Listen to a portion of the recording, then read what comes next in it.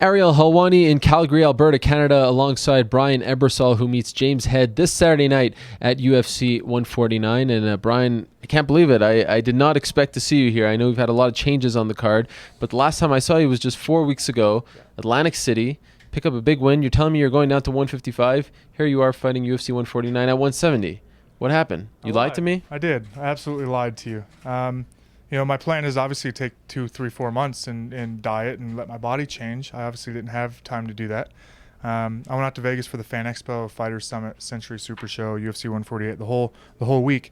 And knowing I was going to 155 and I had a bit of time, October, November is kind of my turnaround. I had hamburgers, mojitos, microbrewed beer, and I was enjoying myself. And I probably got to 195, so I was going the wrong way. But it took me like 3 days after I got the phone call from Joe Silva to get down to like 186. So I lost that 9 pounds pretty quick. And I'm sitting right back where I usually am, like 182, 183, ready to make 170 on a day's notice.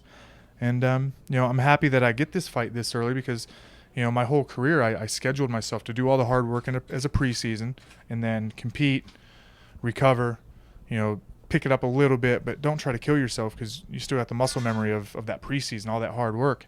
And, I was putting fights together every 3 and 4 weeks my whole career until I got to the UFC, and then they slowed me down. And, I feel like I'm starting to get old. So to be able to take this fight this quick and make the pay off of that same training camp is a bit of a blessing and not have to take the big break and take the big rest. So because you had those plans, though, and I know you were going to go on vacation, you had a lot of big plans.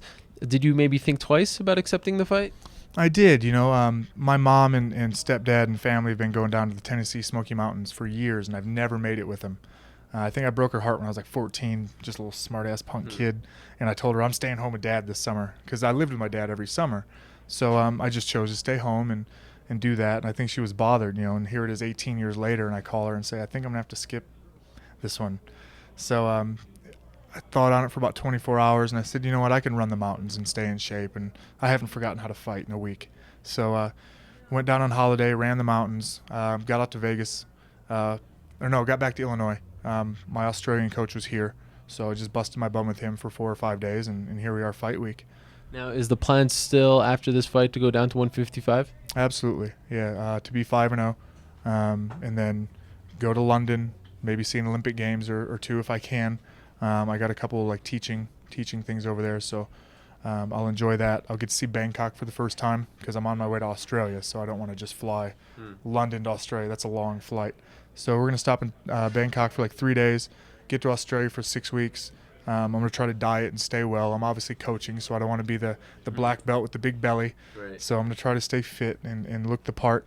And I'll get over to Thailand like middle of September to start my job at Tiger Muay Thai and get a bit serious. So.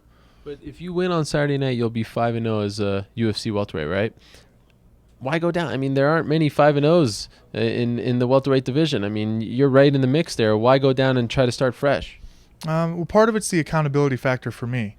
I can get up to 200 pretty easy if I just get lazy for 2 weeks. As Vegas almost showed, I got up to like 194, 195. So part of it's the accountability to finish out my career and do what Randy Couture and Dan Henderson do. Just stay fit. I'm getting older. I shouldn't be yo-yoing anymore. And, the other part is I don't think even the guys that are that good at 155 can hold me down and beat me in a boring decision. Now, if someone finishes me and hurts me, that happens. If someone can out-jiu-jitsu me, awesome. But I think there's a few guys at 170 that could really just slow the fight down, make it boring. And I like bonuses, and I like to win. So, yeah, I want to get down to 55 and beat up midgets for a while. What do you know about James Head? He's the next guy. I don't really know much about him. I've seen 2 of his fights. I watched those before calling Joe Silva just to make sure I wasn't getting in there with another Hector Lombard on short notice. And, I think stylistically it suits me. And Nick Ring's just out here somewhere, so I'm going to go talk to Nick a little bit and see if I can get a blueprint. Yeah. And this is his gym, of course, so maybe he can really take you in the back and show you a thing or two. Yeah, so we'll figure it out. But, no, I think it's a good style matchup for me. He's going to be a big dude, though. He's coming down from middleweight, and I don't think he's a small guy. So I said we'll see him at the weigh-in, and hopefully he doesn't do like TJ Waldberger in that 24 hours. Man, TJ looked big in the ring. Right. Yeah. You know, I was thinking when you were on this card, maybe you'll switch it up with the Harrow, do maybe a maple leaf for the Canadian fans, but it's still there. I'm stuck. What are you gonna do? Maybe you could have like trimmed it all and started over. Thought about it, but yeah, I think I'm just stuck. You're just stuck. Yeah. That would have been fun, right? I would have loved to have done a maple leaf, a flame, or something. Yeah. Yeah, maybe Would you have done that? maybe I can turn this into like an oil rig. Yeah. I don't know. Is it possible? Is there still hope that you may change it up, or are you gonna stick with it? I'd probably have to call Skyscraper and see if I can get a hold of the guy in Toronto that did my tap out logo. Oh, you had that. Yeah, Skyscraper. Oh, I remember that. hooked Yeah, that yeah. up for me. At 141. Yeah, they hooked that up. I didn't. I'm sure there's another guy here in Calgary. You know, Canada's a pretty big place, despite the fact that Americans think that it's just a dirt road. You know what? I've really enjoyed Calgary. Seems like a whole different world. I walked into a 5-star restaurant last night at like 10:30 at night. There was 3 or 4 businessmen having tea in this. You know, we see them through the big windows, and we're like, oh, it's a nice restaurant. Maybe they're still serving coffee. The bar was still open. We walked in and it was like reception right there. I thought it was a restaurant or something, but the guy was like, no, we're closed, but we can reach into our complimentary blah blah blah and grab you guys a coffee. And me and my coach are just like, we thought we'd get kicked out, like not welcomed, So we're like, no, we're not guests here. We won't take advantage of your hospitality. And we just had a coffee back in the room at the Westin where we're at. But just the attitude and seeing people out running on the river and doing all that on a Wednesday, middle of the day. It was a pretty lively Tuesday night at some of the restaurants and bars, and just very friendly people. And my coach put it a really nice way. He goes, "There's a lot less dysfunction here than in an American city." Very similar to Australia, by the way. Very. Right? You notice the similarities? Yeah, I mean, with the architecture and just kind of the way businesses run and the office hours and stuff like that, it's very Aussie. But Australia's kind of getting that American flavor where it gets real busy. There's still a lot of overstressed, overworked kind of people. Where here, everyone really just seems fairly healthy and they have a decent pace of life. Are you disappointed that you did not get the Ultimate Fighter Australia versus UK job? I'm very disappointed. I'd have loved to have done that. It'd been a dream job. I did an interview that pissed off George Soteropoulos. I saw you guys on Twitter going back and forth. I didn't know if that was a joke or you were being... No, he got bothered, and I don't know if it's because of a connotation of a word I used in the interview. It was just off the top of my head. We were talking about Kyle Noke living in America, and he's never really coached. Mark Hunt doesn't really coach. I was privy enough to know someone that hosted him for his first seminar. And seminar went fine. He's just never done it. He was real nervous. Parash is getting older. I didn't know if they'd want to put the juice behind him and market him when he's going to retire probably sooner than later. And I'm just sitting there looking at the matchups. And it's like, well, me and Hardy'd be a pretty good, pretty fun choice.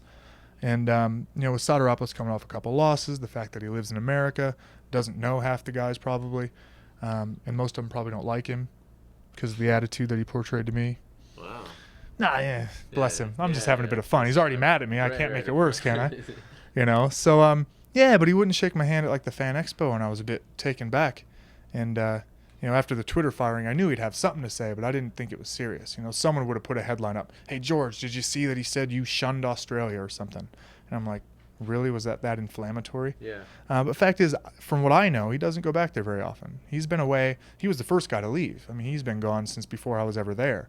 So I haven't even heard of George on Aussie soil but 1 or 2 times. And we talked and we're thinking of training together a bit just 6 months ago. So for him to take that as a big inflammatory kind of comment took me back a little bit. But I don't think he'll even invite me in the house now as a guest coach, which really I feel a bit salty about. Like, I messed myself up because I'm going to be there during the filming anyway on my own volition. So it would have been nice to be able to stop in, shake George's hand, and whether I'm going to 155 or not, you know what I mean, to have that just, welcome, hey, here's your wrestling coach for the day, and do the whole thing. But it'll be good TV. Ross Pearson brings you in as the coach for the day, and you sort of become the Benedict Arnold. What do you think of that? But I like Australians too much. Right. I don't want to piss them off. Now, I do that just to piss George off. Right, yeah. You know what I mean? And I could go in there and give Ross like a whole game plan on how to beat George. Give him the single leg. He won't finish it, and you just punch him like Dennis Seaver did, and you'll win the decision. But hi, George.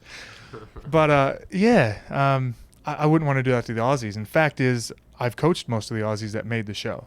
At some point or another, I think I've touched every one of them. Some of the guys I've given a fight to as a matchmaker or whatnot, seminared for them, or I've actually been embedded in their gym for a month or more at a time. So I really wouldn't want to go do that and kind of turn the crowd against me. Okay, one last quick thing before we let you go. Hector Lombard, you mentioned him, another Australian fighter with Australian roots, let's say, living in the United States. He's making his UFC debut. A lot of people finally think he's close to fighting Anderson Silva. How do you think he'll do in his UFC debut? He's the favorite in this fight. I don't think there's much of a doubt about that. I think he's got faster hands. His wrestling's pretty strong. I know he's been working on his double leg. He double legged me a time or two in our fight. So, yeah, he's definitely the favorite. Boach is a tough dude, though. I mean, you got to put him away. He's going to fight you till the end. You know, Okami had him 2 rounds down, and he hurt him. So anything can happen. Same as this fight, I'm the favorite with James Head. But, you know, if he hits me, it changes the game. But I think he's going to have to beat someone more than Boach to get a chance at Silva. He's going to have to beat Bisping. He's going to have to beat Weidman, maybe even like a Munoz or something. Right. But he's talented enough to get there. Well, always a pleasure, Brian. Good to see you again. A little quicker than I thought, but good luck on Saturday night. We look forward to it. Cool. Cheers.